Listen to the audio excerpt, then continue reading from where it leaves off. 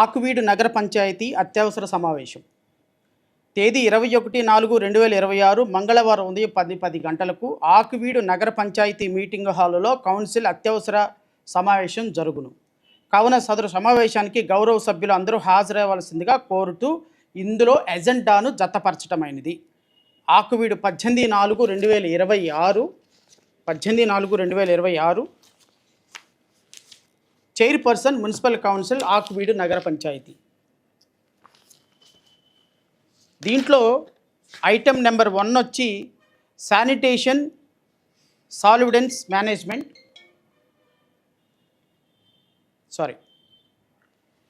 Number 2 drinking water facility, number 3 తీర్మానం ఆకువీడికి సంబంధించినటువంటి తీర్మానం. 3వ తీర్మానం శ్రీ జడ్డు దుర్గాప్రసాద్ సెక్రటరీ, శ్రీరామ ఆలయ అభివృద్ధి కమిటీ ఆకువీడు వారు 14/4/2024న మున్సిపల్ కమిషనర్ ఆకువీడు నగర పంచాయతీ వారికి దరఖాస్తు సమర్పించి ఉన్నారు. సదరు దరఖాస్తు సర్వే నెంబర్ 470/12లో శిథిలావస్థలో ఉన్న రామాలయం చోట అంటే అక్కడ గొంతెనమ్మ గుడి ఉందని వాళ్ళు ఒప్పుకోవటంలా. మున్సిపల్ కౌన్సిల్లో తీర్మానం కూడా అది రామాలయమే అనే అంశాన్ని రాసి నూతన రామాలయ నిర్మాణానికి అనుమతి కోరుతూ చేసినటువంటి ఈ తీర్మానానికి ఈ కౌన్సిల్ సభ్యుల్లో ఉన్నటువంటి 19 మంది కౌన్సిలర్లు, ఈ 19 మంది కౌన్సిలర్లు కూడా ఎవరో నేను చదివి వినిపిస్తాను. పొప్పుల సత్యనారాయణ, పడాల శ్రీనివాసరెడ్డి, గోపిశెట్టి సత్యవతి, మోపిదేవి సత్యవతి, బత్తుల శ్యామల, శ్రీమతి తిరుమలరెడ్డి మాధవి, శ్రీమతి గుర్రన్న నాగలక్ష్మి, కిమిడి అరుణకుమారి, బొల్లా వీరా శ్వేత, నేరెళ్ళ ప్రసన్న, దిడ్డి జగదీష్, కట్టా రవీంద్రనాథ్ ఠాగూర్, గోదేల అప్పారావు, కాకితట్ల జాన్ విస్లీ, జిల్లా పైడిరాజు, ఎండి అఫ్రూన్ ఉన్నీసా, శ్రీమతి మోతుపల్లి కుమార్. ఈ కౌన్సిలర్లు 18 మందిలో 4 కౌన్సిలర్లు తెలుగుదేశం వాళ్ళు, 13 మంది కౌన్సిలర్లు సమావేశంలో ఉన్నవాళ్ళు వైఎస్ఆర్సీపీకి సంబంధించినటువంటి కౌన్సిలర్. వైఎస్ఆర్ కాంగ్రెస్ పార్టీకి సంబంధించినటువంటి 13 మంది, తెలుగుదేశానికి సంబంధించినటువంటి 4, అంటే మెజారిటీ కౌన్సిల్ సభ్యులు తీర్మానం మేరకు ఓట్లు వేసిన వాళ్ళల్లో 13 మంది ఆ ఆకువీడులో మున్సిపల్ కౌన్సిల్లో 13 మంది సభ్యులు వైఎస్ఆర్ కాంగ్రెస్ పార్టీ వాళ్ళు ఉంటే 13 మంది సభ్యులు కూడా ఏదైతే ఆకువీడు గొంతెనమ్మ గుడి కూల్చి అక్కడ రామాలయం కట్టడానికి దళితుల మనోభావానికి వ్యతిరేకంగా ఓటు వేసినటువంటి 13 మంది కౌన్సిలర్ సభ్యులు కూడా గౌరవ ప్రతిపక్ష పార్టీ నేతకు సంబంధించినటువంటి సభ్యులు. ఈ 13 మంది వేసినటువంటి ఓటు కారణంగా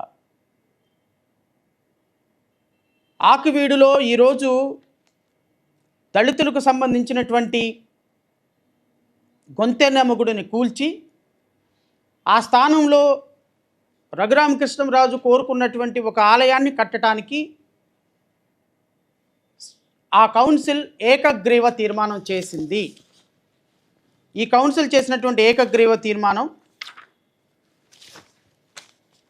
కాపీ సదరు దరఖాస్తును పరిశీలించగా తహసీల్దార్ ఆకువీడి మండలం వారు ప్రస్తుత రామాలయంకు చెందిన ఆకువీడి గ్రామ పరిధిలో శిథిలావస్థలో ఉన్న సోన్సో 476/12లో సదరు గోడ మీద రామాలయం అని రాయబడిన ప్రస్తుత వెబ్నెట్ అడంగల్నందు కూడా ఈ విధంగానే నమోదు కాబడినట్టు తెలిసినది.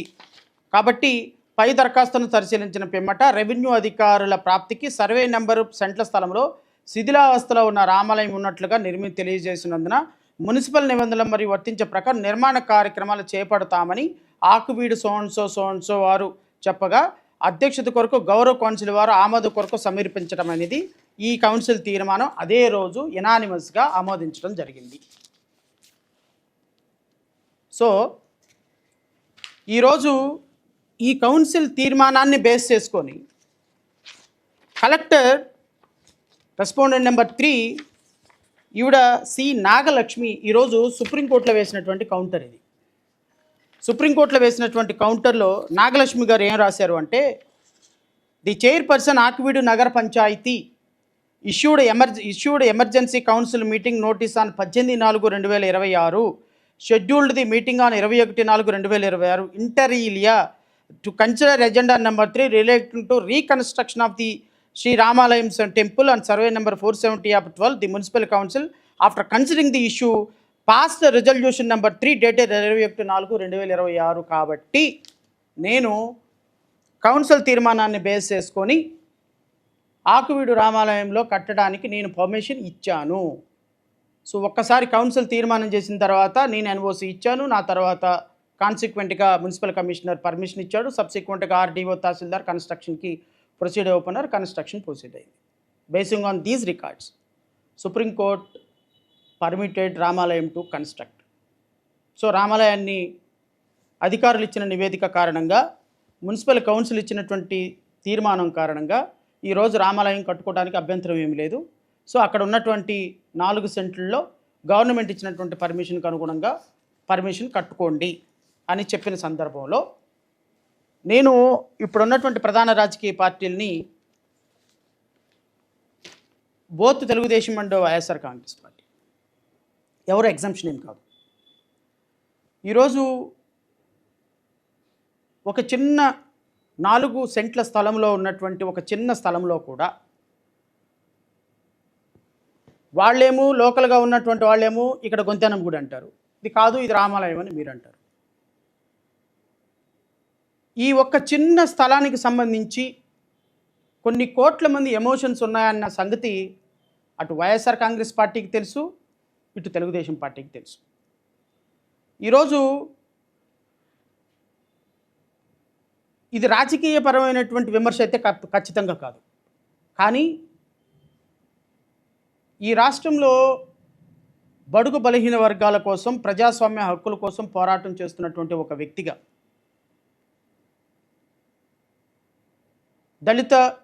దళిత కుటుంబాలకి, బహుజన కుటుంబాలకి ఎక్కడ ఏ చిన్న సమస్య వచ్చినా వారి కోసం గళమెత్తేటువంటి ఒక వ్యక్తిగా ఈరోజు 1,10,00,000 మంది ఎమోషన్స్ ఒక పర్టికులర్ 4 సెంట్ల స్థలం మీద పెట్టుకున్నటువంటి సందర్భంలో ఒక రాజకీయ పార్టీలుగా ఈ అంశాన్ని మీరు డీల్ చేసినటువంటి విధానం కొన్ని కోట్ల మంది దళితుల మనోభావాలు దెబ్బతిన్నాయి అన్న మాట మీరు గుర్తుకు పెట్టుకోమని కోరుతున్నాను. ఈరోజు నేను వైఎస్ఆర్ కాంగ్రెస్ పార్టీ తర్వాత తెలుగుదేశం పార్టీని కూడా నేను ప్రశ్నిస్తున్నాను. ఈరోజు వైఎస్ఆర్ కాంగ్రెస్ పార్టీ 40% ఓటింగు మాకు ఈ ప్రజలు ఇచ్చారు అని చాలా గొప్పగా మాట్లాడుతున్నారు. ఈరోజు 40% ఓటింగ్లో మీకున్నటువంటి మెజారిటీ ఆఫ్ ఓటింగ్ ఫ్రమ్ దళిత క్రైస్తవ కమ్యూనిటీల నుంచి జగన్మోహన్ రెడ్డికి ఓటింగ్ ఉంది. ఇప్పుడు లోకల్గా ఉన్నటువంటి దళిత బిడ్డలు, లోకల్గా ఉన్నటువంటి గొంతెనమ్మ గుడి కూల్స్తున్నప్పుడు దీన్ని అడ్డుకోవాల్సింది ప్రతిపక్ష నేతగా ఉన్నటువంటి జగన్మోహన్ రెడ్డి. ఎందుకు అంటే ఈ రాష్ట్రంలో మొదటి నుంచి కూడా దళిత కుటుంబాలు, దళిత ఫ్యామిలీసు, అడగాని వర్గాల ప్రజలకి వైఎస్ఆర్సీపీ ప్రభుత్వం అండగా ఉంటుందనేటువంటి భావన వాళ్ళకు ఉన్న కారణంగా ఈరోజు వాళ్ళందరూ కూడా వైఎస్ఆర్ కాంగ్రెస్ పార్టీకి అనుబంధంగా ఉన్నారు. గత ప్రభుత్వంలో 40% ఓటింగ్ వచ్చిన దాంట్లో 34.5% ఓట్లు మీకు ఎస్సీ, ఎస్టీ, బీసీ, మైనార్టీ వర్గాల నుంచే వచ్చినాయి. మరి ఆకువీడులో జరిగినటువంటి అంశాల పట్ల ఏ ఒక్కనాడైనా వైఎస్ఆర్ కాంగ్రెస్ పార్టీ లేకపోతే మిగతా రాజకీయ పార్టీలు అంటే తీసి పక్కన పెట్టండి, ఆల్రెడీ తెలుగుదేశం, జనసేన, భారతీయ జనతా పార్టీ కూటమిలో ఉన్నాయి. కానీ ఈరోజు అక్కడ దళితులు మనకు ఓటేశారు. ఆ దళిత కుటుంబాలకి మనం ఏ విధంగా బాసటగా ఉండాలి, ఇప్పుడు అక్కడ గొంతెనమ్మ గుడిని ఏ విధంగా నిర్మించాలి అన్న విషయంలో నేను గౌరవ ప్రతిపక్ష నేత గారిని అడుగుతున్నా, ఎందుకు మీ పార్టీ ఏ విధమైనటువంటి స్టాండ్ తీసుకోలేదు? ఈరోజు సుప్రీంకోర్టులో కేసు ఓడిపోవటానికి, సుప్రీంకోర్టులో జడ్జెస్ అందరూ కూడా ఆల్రెడీ కలెక్టర్ పర్మిషన్ ఇచ్చేశాడు, మున్సిపల్ కౌన్సిల్ తీర్మానం ఇచ్చేసింది. ఆల్రెడీ అక్కడ 80 సంవత్సరాల నుంచి టెంపుల్ ఉందని వాళ్ళే అధికారులు చెప్తున్నప్పుడు ఇంకా మీకు ప్రాబ్లం ఏంటుంది 4 సెంట్ల స్థలంలో, let us continue the construction అనటానికి కారణం ఒకే ఒక్కటి మున్సిపల్ కౌన్సిల్ తీర్మానం. ఈ మున్సిపల్ కౌన్సిల్ తీర్మానంలో ఓట్లు వేసినటువంటి కౌన్సిలర్లో 18 మంది కౌన్సిలర్లు 13 మంది కౌన్సిలర్లు వైఎస్ఆర్ కాంగ్రెస్ పార్టీకి ఉంటే, వైఎస్ఆర్ కాంగ్రెస్ పార్టీకి సంబంధించిన 13 మంది కౌన్సిలర్లు అక్కడ ఉన్నటువంటి గొంతెనమ్మన గుడి కోల్చటానికి మీరు ఓటేస్తే, రేపొద్దున దళిత కుటుంబాలకి, దళితులకి నేను బాసటగా ఉన్నానని ఏ లోకస్ తోటి, ఏ స్టాండర్డ్ తోటి వైఎస్ఆర్ కాంగ్రెస్ పార్టీ అక్కడ ఉన్నటువంటి దళిత ప్రజల్ని, రాష్ట్రంలో ఉన్నటువంటి దళిత ప్రజలను అడుగుతుంది అని ప్రశ్న ఉదయించినప్పుడు దానికి సమాధానం చెప్పాల్సినటువంటి బాధ్యత మనకి లేదా? ఓ పార్టీకి లేదా? దయచేసి ఇది రాజకీయ విమర్శగా తీసుకోవద్దని నేను కోరుతున్నా. ఒక పక్కేమో రఘురామకృష్ణంరాజు గారు దీన్ని విపరీతమైనటువంటి పొలిటికల్ సినారియోకి తీసుకొచ్చి అక్కడ ఖచ్చితంగా నేను కట్టాల్సిందే అని చెప్పేసి ఒక పక్క ఆయన బిహేవియర్, ఇంకొక పక్క ఆదుకోవాల్సినటువంటి మీరేమో ఆదుకోనీయకుండా మీకున్న కౌన్సిలర్ల చేత ఓట్లు వేపించేసి ఆ పార్టీ రాజకీయం చేసింది, ఈ పార్టీ రాజకీయం చేసింది. నిజంగా అక్కడ ఉన్నటువంటి ఆత్మగౌరవాన్ని కాపాడటానికి ప్రయత్నం చేసినటువంటి మాలాంటి వాళ్ళు ఎంతవరకు మేము ప్రయత్నం చేయగలం? ఎంతవరకు మా స్థాయి ఉంటుంది? హైకోర్టులో కేసులు వేయగలం, సుప్రీంకోర్టులో కేసులు వేయగలం. కానీ కేసులు వేసిన సందర్భంలో అక్కడ ఉన్నటువంటి అధికారులు, మీ కౌన్సిలర్లు సభ్యులు, మీకున్న కౌన్సిల్ సభ్యులు మీరందరూ కూడా ప్రభుత్వానికి అనుకూలంగా ఓటేసి, అదే నేను చెప్తున్నా, కేంద్ర ప్రభుత్వం భారతీయ ఎన్డీఏ ప్రభుత్వంలో పెట్టిన ప్రతి అంశానికి జగన్మోహన్ రెడ్డి గారు ఓటేస్తారు. ఇక్కడికి వచ్చి లేదు మేము జనరేషన్ 2 ఉద్యమానికి మేము జన్జీ ఉద్యమానికి మేము మద్దతు ఇస్తున్నామంటారు.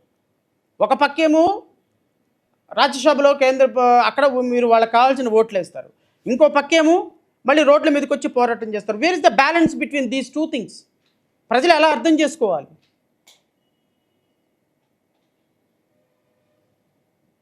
ఈరోజు సుప్రీంకోర్టులో కేసు ఓడిపోవడానికి ప్రధాన కారణం ఒక పార్టీ అవలంబించినటువంటి, 2 పార్టీలు అవలంబించినటువంటి విధానం కదా. ఇప్పుడు అక్కడ ఉన్నట్టు గాయపడిన మనోభావాలకి మనం ఏం సమాధానం చెప్తాం? మనం ఏ విధంగా సమాధానం చెప్తాం? ఒక పక్కేమో దళిత బిడ్డల కోసం నేనున్నా, క్రైస్తవ బిడ్డల కోసం నేనున్నా అని మాట్లాడతారు. ఇంకో పక్కేమో లోపాయకారంగా మీకున్నటువంటి కౌన్సిలర్లందరినీ రామాలయం కట్టడానికి, గొంతెనమ్మ గుడి కూల్చడానికి ఉపయోగిస్తారు. ఇది రేపొద్దున ఏ విధంగా బ్యాలెన్స్ అవుతుంది? ఒకసారి ఆలోచించుకోమని కోరుతున్నా. ఈరోజు అక్కడున్న గొంతెనమ్మ గుడి కట్టడానికి ప్రయత్నం చేద్దాము. లోకల్ ప్రజలు 58 మంది మీద కేసులు పెట్టారు. ఆ కేసులన్నింటిలో కూడా 307 కేసులు ఉన్నాయి. వాళ్ళ భవిష్యత్ అంతా నాశనం అయిపోతుంది, వాళ్ళు ఇబ్బంది పడతారు. రేపొద్దున వాళ్ళ సమస్యలు మళ్ళీ రేపొద్దున ఆక్విడ్లో ఉన్నటువంటి యువత సమస్యలు ఇబ్బంది పడతాయి. అక్కడ గొంతెనమ్మ గుడి కట్టించేదానికి ఒక ప్రయత్నం చేద్దాం, అక్కడ కేసులు ఎత్తేద్దామని ఎవరైనా ఒక ప్రయత్నం చేస్తే మళ్ళీ మీరే రాజకీయ నాయకులను దింపించేసి రాజకీయాలన్నింటినీ చేసి నో ఇక్కడ రాజకీయాలే చేయాలి తప్ప ఇక్కడ శాంతిని నెలకొల్పేటువంటి అవకాశం లేదు అంటారు. నేను అడుగుతా, ఇప్పుడు నా ప్రయత్నం నేను చేశా, I try my level best, ఇంకా పోరాటం చేస్తాం, ఖచ్చితంగా పోరాటం చేస్తాం. కానీ అక్కడ ఉన్నటువంటి ప్రజలకి సమాధానం చెప్పాల్సింది 2 పార్టీలు. ఒకటి, ఈ పార్టీకి ఓట్లేసినటువంటి ఎన్డీఏ కూటమి చెప్పాలి. నెంబర్ 2, వైఎస్ఆర్ కాంగ్రెస్ పార్టీ సమాధానం చెప్పాలి. ఈ 2 పార్టీలు అక్కడ శాంతిని నెలకొల్పడానికి ప్రయత్నం చేస్తారా, లేకపోతే ఈ ఇష్యూని ఇలాగే రిజాల్వ్ చేయకుండా అలాగే రాజకీయాల కోసం వాడతారా? ఆలోచించుకోవాల్సినటువంటి బాధ్యత ప్రభుత్వాందే, 2 ప్రభుత్వాలదే. ఎందుకంటే ఈ 2 ప్రభుత్వాలే గత 5 సంవత్సరాల్లో ఒక పార్టీ పరిపాలించింది, ఈ 5 సంవత్సరాలు ఇంకొక 3 పార్టీలు కలిపి పరిపాలిస్తున్నాయి. ఈ 4 ప్రధాన రాజకీయ పార్టీలకి, Telugu Desam party, YSR Congress party, Bharatiya Janata party, Janasena party, ఈ 4టికి కూడా అక్కడ ఉన్నటువంటి ప్రజల మనోభావాలు దెబ్బతినకుండా వాళ్ళల్లో శాంతిని నింపాల్సినటువంటి బాధ్యత ఈ రాజకీయ పార్టీలకు ఉంటుంది. ఈ రాజకీయ పార్టీలు శాంతిని నింపకపోతే అక్కడ భవిష్యత్తులో జరగబోయే పరిణామాలకి పూర్తిగా బాధ్యత వహించాల్సింది ప్రతిపక్ష పార్టీలు, పాలకపక్ష పార్టీలు. ఈరోజు జరిగినటువంటి హీరింగ్లో we tried our level best to convince the honourable supreme court. But finally supreme court చూసేది అధికారులు ఇచ్చిన పర్మిషన్స్, కలెక్టర్ ఇచ్చినటువంటి పర్మిషన్, కౌన్సిల్ ఇచ్చినటువంటి తీర్మానం, మున్సిపల్ కమిషనర్ ఇచ్చినటువంటి పర్మిషన్. సో ఆటోమేటిక్గా ప్రభుత్వం ఏదైతే చెప్తుందో జడ్జెస్ కూడా ఖచ్చితంగా అధికారులు ఏదైతే చెప్పారో అధికారులు బేస్ చేసుకొని జడ్జిమెంట్ ఇస్తుంది. కానీ ఈ ప్రజల కోసం, ఈ దళిత వర్గాల ప్రజల కోసం, ఈ బహుజన వర్గాల ప్రజల కోసం, ఈ క్రైస్తవ వర్గాల ప్రజల కోసం మీ సమస్యల కోసం నేనున్నా అన్న సందర్భంలో 57 మందిని అరెస్ట్ చేసి లోపల వేసినప్పుడు వైఎస్ఆర్ కాంగ్రెస్ పార్టీ రాలేదు. వీళ్ళకు ఊళ్ళు ఖాళీ చేపించి వాళ్ళని రోడ్ల మీద పడి వాళ్ళని కొట్టి ఊళ్ళు దాటించినప్పుడు వైఎస్ఆర్ కాంగ్రెస్ పార్టీ రాలేదు. అక్కడ గొంతెనమ్మన గుడి రాత్రిపూట 400 మంది పోలీసులను పెట్టి కూల్చినప్పుడు వైఎస్ఆర్ కాంగ్రెస్ పార్టీ రాలేదు. అక్కడ ఉన్న దళిత బిడ్డల ఆత్మగౌరవాన్ని నిలబెట్టడానికి వైఎస్ఆర్ కాంగ్రెస్ పార్టీ రాలేదు. హైకోర్టులో మేము కేసులు వేసినప్పుడు వైఎస్ఆర్ కాంగ్రెస్ పార్టీ రాలేదు. సుప్రీంకోర్టులో కేసులు వేసినట్టు వైఎస్ఆర్ కాంగ్రెస్ పార్టీ రాలేదు. మరి ఏ విధంగా రేపొద్దున వైఎస్ఆర్ కాంగ్రెస్ పార్టీ దళిత క్రైస్తవుల ఓట్లు అడగటానికి సిద్ధంగా ఉంటుంది ఈ రాష్ట్రంలో? ఇది ఒక చాలా చిన్న సమస్య. కానీ దురదృష్టం ఏంటి అంటే కొన్ని కోట్ల మందిలో ఈ సమస్య ఒక ఎమోషన్స్ని క్రియేట్ చేసింది. ఒక పక్క తెలుగుదేశం పార్టీ, ఎన్డీఏ కూటమి దళిత పిల్లలకు వాళ్ళకి న్యాయం చేయడంలో విఫలం చెందారు. ఇంకొక పక్క వైఎస్ఆర్ కాంగ్రెస్ పార్టీ విఫలం చెందింది. ఈ రెండు పార్టీలు కలిపి అన్ని వర్గాల ప్రజల్ని నాశనం చేసేటువంటి ప్రయత్నం చేస్తే రేపొద్దున ప్రజలు ఎవరిని నమ్మాలో అర్థం కాని పరిస్థితి. నేను ప్రజలను కూడా తేల్చుకోమని అడుగుతున్నా. ఇలాంటి వ్యక్తులకు మీరు ఓటేద్దామంటే వేయండి, నో ప్రాబ్లం. ఈరోజు మీకు తన్నినా రారు, కొట్టినా రారు, పొడిచినా రారు, బళ్ళకు కట్టి ఈడ్చుకెళ్ళినా రారు, మృగాల్లాగా మిమ్మల్ని ట్రీట్ చేసినా రారు, మీ మీద కేసులు పెట్టినా రారు, మిమ్మల్ని రిమాండ్ పెట్టినా రారు, మీ గుళ్ళు పగలగొట్టినా, మీ గోత్రాలు పగలగొట్టినా, మీ ఇళ్ళు పగలగొట్టినా ఏ రాజకీయ పార్టీ వచ్చే పరిస్థితిలో లేదు. కానీ రేపొద్దున ఓట్ల కోసం వచ్చినప్పుడు మాత్రం మీరందరూ కూడా చర్చల్లో దీపాలు ఆపి ఆ పార్టీలకు ఓట్లు వేయించండి. కేసీఆర్ గారు ఎప్పుడు ఒక మాట అంటుంటారు, మా ఇంట్లో గడ్డి తిని పక్కింట్లోకి వెళ్ళి పాలిస్తే అట్లా నువ్వు నా ఇంట్లో గడ్డి తిన్నప్పుడు నాకే పాలు ఇవ్వాలి కదా అని. నేను ప్రజలను కూడా అడుగుతున్నా, మీకోసం పోరాటం చేసే వాళ్ళని వదిలేసి, మీకోసం కష్టపడే వాళ్ళని వదిలేసి, మీ ఆత్మగౌరవాన్ని మా ఆత్మగౌరవంగా ఫీల్ అయినటువంటి మాలాంటి వాళ్ళని వదిలేసి మీరు రేపొద్దున ఎలక్షన్లో కూడా ఇలాంటి వ్యక్తులకు ఓటేస్తే, ఇలాంటి వ్యక్తులు ఈ సందర్భం అప్పుడు రాకపోతే దేనికోసం? ఏదైనా అడగండి, 2024లో చూసుకుందాం, 2029లో చూసుకుందాం. అధికారం వస్తే మేము చూసుకుంటాం. అధికారం వస్తే చూసుకునేది ఏందే? ఈరోజు 1,10,00,000 మంది దళితులకు అన్యాయం జరుగుతుంది, ఏం చేద్దాం? ఈరోజు వాళ్ళ ఆత్మగౌరవం రోడ్డు మీద ఉంది, ఏం చేద్దాం? వాళ్ళ సమస్య ఎట్లా అడ్రస్ చేద్దాం? దగ్గర కూర్చోబెట్టి మాట్లాడదామా? ఏం చేద్దాం? ఏదో ఒక ఆలోచన చేయాలి. బట్ ఇష్యూ మాత్రం రగలాలి. మాకైతే మాత్రం వాళ్ళు రాజీకి వస్తానంటే లోకల్ రాజకీయ నాయకులు రానివ్వరు. ఎందుకు? ఇష్యూ సాల్వ్ అవ్వకూడదు, వాళ్ళకి రగలాలి ఇప్పుడు ఇష్యూ. మరి రగులుతున్నప్పుడైనా మీరు వచ్చి సమస్య పరిష్కారం చేస్తారా? నో.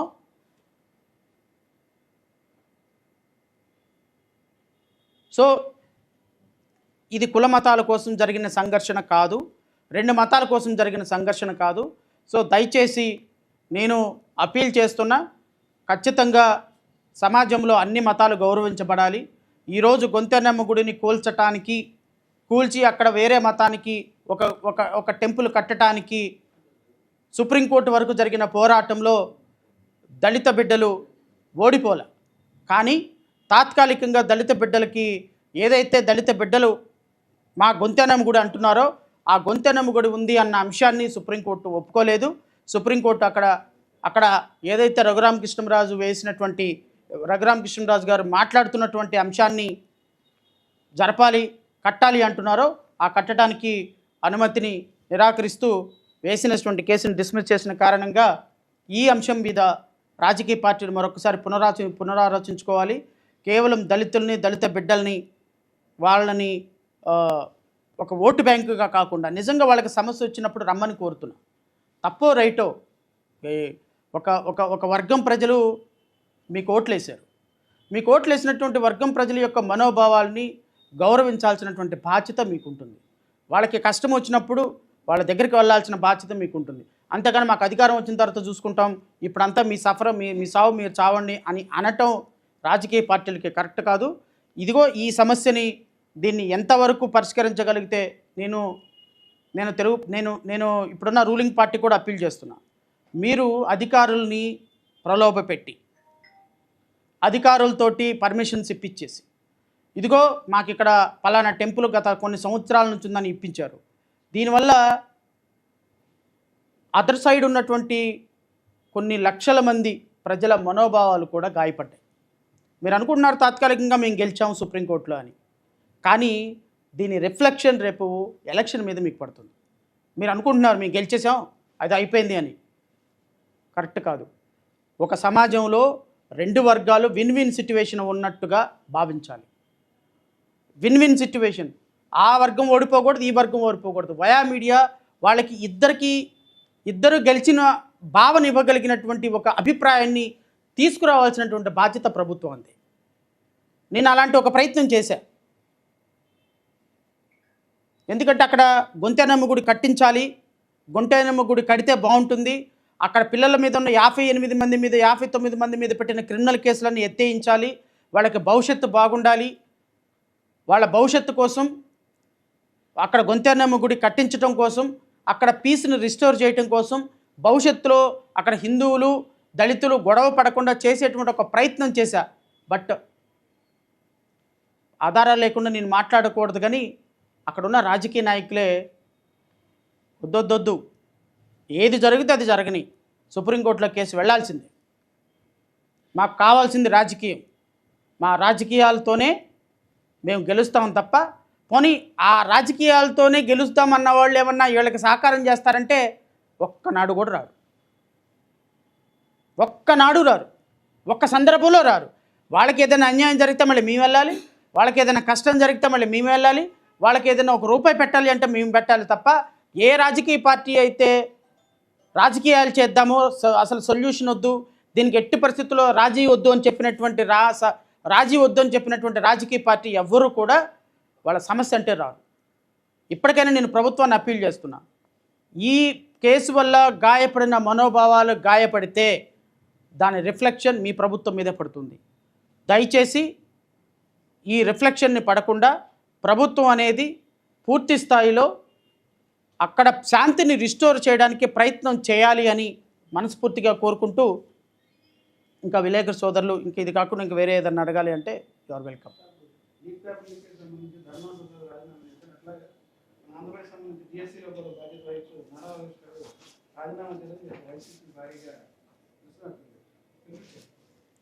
సార్, ఇప్పుడు ఒక రాజకీయ పార్టీ పాలకపక్షంలో నుంచి ప్రతిపక్షంలోకి వచ్చిన తర్వాత ప్రభుత్వాన్ని ఖచ్చితంగా డిమాండ్ చేయాలి. ఎందుకు డిమాండ్ చేయాలి అంటే ప్రభుత్వం అనేది కొన్ని తప్పులు చేస్తూ ఉంటుంది కాబట్టి, రాజకీయ పార్టీలుగా ప్రతిపక్షం తర్వాత నేను, నా తర్వాత ఇంకా చాలా రాజకీయ పార్టీలు అన్నీ కూడా ప్రభుత్వాన్ని డిమాండ్ చేయాలి. తప్పేం లేదు అది, ఎందుకంటే ప్రజాస్వామ్యం అంటేనే అది. కానీ కేంద్రంలో నీట్ ఎగ్జామినేషన్కి, రాష్ట్రంలో డిఎస్సి ఎగ్జామినేషన్కి టూ డిఫరెన్షియేట్స్ ఉన్నాయి. కేంద్ర ప్రభుత్వంలో నీట్ ఎగ్జామ్ జరిగినప్పుడు నీట్ ఎగ్జామ్ పేపర్ అఫీషియల్గా లీక్ అయింది, నెంబర్ 1. నెంబర్ 2, ఈ పేపర్ లీకేజీ సుప్రీంకోర్టు దాకా వెళ్ళింది. సుప్రీంకోర్టులో కేంద్ర ప్రభుత్వం పేపర్ లీక్ అయింది, మా తప్పులు జరిగినాయి, మమ్మల్ని క్షమించండి, ఇంకోసారి ఇలా చేయమని అఫిడవిట్ వేసింది.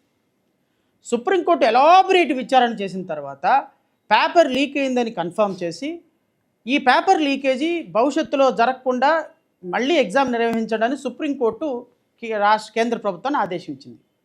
నెంబర్ 4, ఈ పేపర్ లీకేజీ మా తప్పిదమే అని కేంద్ర ప్రభుత్వం ఒప్పుకుంది. ఈ పేపర్ లీకేజ్ వల్ల కొన్ని 10 మంది పిల్లలు చనిపోయారు. ఇది ఆ నేపథ్యం. ఇక్కడికి డిఎస్సికి వచ్చేటప్పటికి డిఎస్సిలో ఎక్కడ కూడా పేపర్ లీక్ అయినట్టు అనుమానాలే తప్ప ఆధారాలు. నెంబర్ 2, పేపర్ లీక్ అయింది అని ప్రభుత్వం ఎక్కడ ఒప్పుకోవాలి. నెంబర్ 3, డిఎస్సిలో అక్రమాలు జరిగినాయి అని హైకోర్టులో వైఎస్ఆర్ కాంగ్రెస్ పార్టీ కేసు వేసినప్పుడు ఒక్క ఆధారం కూడా చూపించలేదని మొదటి రోజే డిస్మిస్ చేసింది కేసు. హైకోర్టులో డిస్మిస్ చేసిన కేసును వీళ్ళు సుప్రీంకోర్టు కూడా తీసుకెళ్ళాలి. నెంబర్ 3. నెంబర్ 4, ఈ రిక్రూట్మెంట్ జరిగి 1.5 year పైన అయిపోతుంది. నెంబర్ 5, డిఎస్సి స్పోర్ట్స్ కోటాలో పలానా వర్గం వాళ్ళకి కేవలం కమ్మ సామాజిక వర్గం వాళ్ళకి ఎక్కువ సీట్లు వచ్చినాయి, మిగతా వాళ్ళకి రాలేదు అని చెప్పి ఒక ప్రచారం జరిగినప్పుడు కాదు దాన్ని ఇమ్మీడియట్గా కౌంటర్ చేస్తూ గవర్నమెంట్ కూడా ఒక నోటిఫికేషన్ రిలీజ్ చేసింది ఎవరెవరికి ఇచ్చామో అని. ఈ సందర్భంలో ప్రతిపక్షం అబాస్పాలు అయిపోయింది, కొంతమంది కూడా అబాస్పాలు అయిపోయారు. నేను డిఎస్సి మీద మాట్లాడకపోవడానికి కారణం ఏంటి అంటే, మనం ఒక ప్రతిపక్ష పార్టీగా ప్రభుత్వం మీద ఏదైనా ఒక ఎలిగేషన్ చేసేటప్పుడు ఫస్ట్ మన దగ్గర కనీసం ఒక ఆధారమైనా ఉండాలి, ఆరోపణ కాకుండా. ఎందుకంటే ఆరోపణ కాకుండా ఆధారం లేకుండా ఆరోపణ చేస్తే ప్రజలు నమ్మే పరిస్థితిలో లేరు, కోర్టులు కూడా నమ్మే పరిస్థితిలో లేదు. ఒక 5 సంవత్సరాలు ముఖ్యమంత్రిగా, ఒక ప్రతిపక్ష నేతగా మీరు ఒక ఆధారం లేని ఆరోపణ చేస్తే అబాస్పాలేది వైఎస్ఆర్ కాంగ్రెస్ పార్టీయే, నేను కాదు. నన్ను అడిగారు చేయమని, నేను పెట్టనని చెప్పి. ఎందుకు పెట్టనన్నాను అంటే, నాకు ఒక ప్రాథమికమైన ఆధారం ఇవ్వండి. ప్రాథమికమైన ఆధారం ఇస్తే దాన్ని నేను మీద ఖచ్చితంగా నారా లోకేష్ రిజైన్ చేయాలని డిమాండ్ చేస్తాను, డిఎస్సి నోటిఫికేషన్ సెట్ అసైడ్ చేయాలని చెప్తాను. ఎవరు అడుగుతారు? అంబటి రాంబాబు గారు అడుగుతారు, పేర్ని నాని గారు అడుగుతారు, జగన్మోహన్ రెడ్డి గారితో. ప్రతిపక్ష నాయకులుగా మీరు గౌరవ ముఖ్యమంత్రి మంత్రుల స్థానంలో గత 5 సంవత్సరాలు పరిపాలన చేసినప్పుడు మీకు ప్రాథమికమైన సమాచారం లేకుండా మసిగుడ్డగాల్చి మొక్క మీద పడేస్తే, ఖచ్చితంగా మసిగుడ్డగాల్చి మొక్క మీద పడేస్తే ప్రజలు అనే వాళ్ళ దగ్గర నుంచి అప్రిసియేషన్ రాదు. ప్రజలు అనేవాళ్ళు రేపొద్దున డిఎస్సీల అక్రమాలు అక్రమాలు చూపించండి అన్నారనుకో, ఏం సమాధానం చెప్తారు? ఒక్క సమాధానం కూడా లేదు కదా. సో ఇప్పుడు మనం మంత్రిని రాజీనామా చేయమని అడగటం, నేను అదే అంటున్నాను, స్పోర్ట్స్ కోటాలో అనర్హులకు ఇచ్చారు అని చెప్పాల్సింది ఎవరు అంటే, స్పోర్ట్స్ కోటాలో అనర్హత ఉన్న వాళ్ళు కేసు వేసారా లేదా? ఇప్పుడు సింపుల్ లాజిక్ సార్, ఒక 10 లక్షల మంది డిఎస్సి రాశారు, అందులో 16,000 పోస్టులు వచ్చినాయి, 9,84,000 మందికి పోస్టులు రాలా కదా, అందరికి రావు కదా. ఈ 9,84,000 మందిలో ఒక్కళ్ళ దగ్గరికి వెళ్ళి డిఎస్సి ఎలా జరిగిందంటే డిఎస్సి అంతా అక్రమాలే అంటాడు. సింపుల్ లాజిక్ ఏంటంటే, నాన్ సెలక్షన్ క్యాండిడేట్లు ఎవరి దగ్గరికి వెళ్ళి అడిగినా వాళ్ళు బురద వేయడానికి ప్రయత్నం చేస్తారు. వాళ్ళందరినీ తీసుకొచ్చి మన ప్రెస్ మీట్ పెట్టి, ఇదిగో చూసారా ఎంతమంది కుర్రోళ్ళు, వీళ్ళు ఎవరికి ఉద్యోగాలు రాలేదు చూడండి అంటే, ఇంకా నవరా సిగ్గుపోదా? సో ఒక ప్రతిపక్ష నాయకుడిగా మాజీ ముఖ్యమంత్రి హోదాలో ఒక ప్రెస్ మీట్ పెట్టేటప్పుడు ఒక ఆధారం లేకుండా ఒక మంత్రి రిజగ్నేషన్ అడిగేటప్పుడు నేనేమి ఈ ప్రభుత్వాన్ని సమర్థించటం. మీకు ఇంకొక మాట చెప్తా, మీరు అడిగారు కాబట్టి నేను చెప్తున్నా. గత ప్రభుత్వంలో మాజీ ముఖ్యమంత్రి గారు వైఎస్ఆర్ కాంగ్రెస్ పార్టీ ప్రభుత్వంలో నాకు తెలిసి ఒక డిఎస్సి కూడా వేయాల. వాళ్ళు వేసినటువంటి డిఎస్సి ఏంటి అంటే, అది కాదు ఒక డిఎస్సి వేశారు. ఆ డిఎస్సి ఏంటి అంటే, వాళ్ళు వేసిన డిఎస్సి అది కూడా క్యాన్సిల్ అయిపోయింది. జీఓఆర్టీ నెంబర్ 56 ద్వారా, జీఓఆర్టీ నెంబర్ 40 ద్వారా మొత్తం ఎన్ని పోస్టులకు వేశారంటే 6,100 డిఎస్సి పోస్టులకు వేశారు. 6,100లో second grade teachers 2,000, school assistants 2,060, principal AP model స్కూల్లో 15, పీజీటీ, టీజీటీ, ప్రిన్సిపల్స్, పీజీటీస్ గురుకులం, పీజీటీస్ దీంట్లో 118, 53, 4. తర్వాత ట్రైన్డ్ గ్రాడ్యుయేట్ టీచర్స్ 386, తర్వాత పోస్ట్ గ్రాడ్యుయేట్ టీచర్స్ 81, ఇలా మొత్తం 81, 71 మొత్తం చూసుకుంటే 6,100 పోస్టులు వేశారు. ఏది? డిఎస్సిలో. జీఓఆర్టీ నెంబర్ 56 డేటెడ్ 9/2/2024లో వేశారు వైఎస్ఆర్ కాంగ్రెస్ పార్టీ గవర్నమెంట్. దురదృష్టం ఏంటి అంటే, ఈ 6,100 నోటిఫికేషన్ హైకోర్టు క్యాన్సిల్ చేసింది. హైకోర్టు క్యాన్సిల్ చేయడానికి కారణం ఏంటి అంటే, మేమేసినటువంటి రిట్ పిటిషన్ నెంబర్ 4955/2024 అని గత ప్రభుత్వంలో ఈ 6,100 పోస్టుల్లో సుమారుగా 2,000 పోస్టులు ట్రైబల్ ఏరియాలో ఉండాల్సినటువంటి పోస్టులు షెడ్యూల్ ఏరియాలో పోస్టులు తీసుకొచ్చి దీంట్లో కలిపారు. దీనికి మేము హైకోర్టుకి వెళ్ళాం. 86 మంది పిల్లలు హైకోర్టుకు వచ్చారు. హైకోర్టుకు వస్తే ఈ 2,600 పోస్టులను దాంట్లో నుంచి ఎక్స్క్లూడ్ చేసేయండి అని హైకోర్టు డైరెక్షన్ ఇచ్చేసింది. ఈ 6,100 పోస్టులో 2,100 పోస్టులు నోటిఫికేషన్ నుంచి బయటికి తీపిచ్చేసాం మేమే. సో దాని తర్వాత ఈ నోటిఫికేషన్ క్యాన్సిల్ అయిపోయింది. సో ఈవెన్ మాజీ ముఖ్యమంత్రి గారు 2019 నుంచి 24 వరకు వేసినటువంటి పోస్టుల్లో సుమారుగా ఒక్క డిఎస్సి పోస్టు కూడా తీయకపోగా 16,000 పోస్టులు తీసినటువంటి ప్రభుత్వాన్ని విమర్శించడం అనేది కరెక్ట్ కాదు అనేది నా ఉద్దేశం. నెంబర్ 2, విమర్శించవచ్చు. ఎప్పుడు విమర్శించవచ్చు అంటే నిజంగా తప్పు చేసినప్పుడు విమర్శించవచ్చు. ఇప్పుడు ఇంకోటి మాట కూడా చెప్తా. ఈ ఈ ఈ ఈ మొన్న తీసిన 16,000 డిఎస్సి పోస్టుల్లో 2,800 పోస్టులు మళ్ళీ ట్రైబుల్కి సంబంధించిన పోస్టులు దీంట్లో కలిపారు. ఈవెన్ ఈ ప్రభుత్వం కూడా ట్రైబల్ పీపుల్కి అన్యాయం చేసింది. ఈ 2,100 పోస్టులను తీసేయమని హైకోర్టులో కేసు వేసాం. అది పెండింగ్ ఉంది ఇప్పుడు. బహుశా ఇంకొక 2-3 నెలల్లో అది కూడా విచారణ జరిగి బయటికి ఆ పోస్టులు కూడా బయటకు వస్తాయి. ఆల్రెడీ ఫిల్ అయిపోయినాయి కానీ మరి వాళ్ళు ఎలా కాంపన్సేట్ చేయాలో చూడాలి. నేనేమంటానంటే గత ప్రభుత్వం తప్పు చేసింది, అదే తప్పుని ఈ ప్రభుత్వం కూడా క్యారీ ఫార్వర్డ్ చేసింది. గత ప్రభుత్వం 6,000 పోస్టులు 2,000 పోస్టులు పెట్టింది. ఈ సంవత్సరం 16,000 పోస్టులు 2,000 పోస్టులు పెట్టింది. సో ఈ పోస్టులు ట్రైబల్ ఏరియాకి సంబంధించిన పోస్టులు దీంట్లో పెట్టడం అనేది హైలీ ఇర్రెగ్యులారిటీ. సో నేను మా మాజీ ముఖ్యమంత్రి గారికి కానీ లేకపోతే ప్రతిపక్ష నాయకులు కానీ వాళ్ళకి చెప్పేది ఏంటి అంటే, ఢిల్లీలో ఏదో ఉద్యమం జరిగింది కదా, అక్కడ ఆయన రిజైన్ చేశాడు కదా, ఇక్కడ కూడా విద్యాశాఖ మంత్రి రిజైన్ చేయమని కేవలం పొలిటికల్ స్టంట్ కింద అడిగితే అడగండి, తప్పేం లేదు, దానికి no doubt. You have every right. Even నాలాంటి వాళ్ళని కూడా డిమాండ్ చేస్తాం. కానీ నేను డిమాండ్ చేయాలి అంటే, నాలాంటి వాళ్ళని కొంచెం మాట్లాడాలి అంటే, వాళ్ళతో గొంతు కలపాలి అంటే మాకు ఒక ప్రూఫ్ ఉండాలి.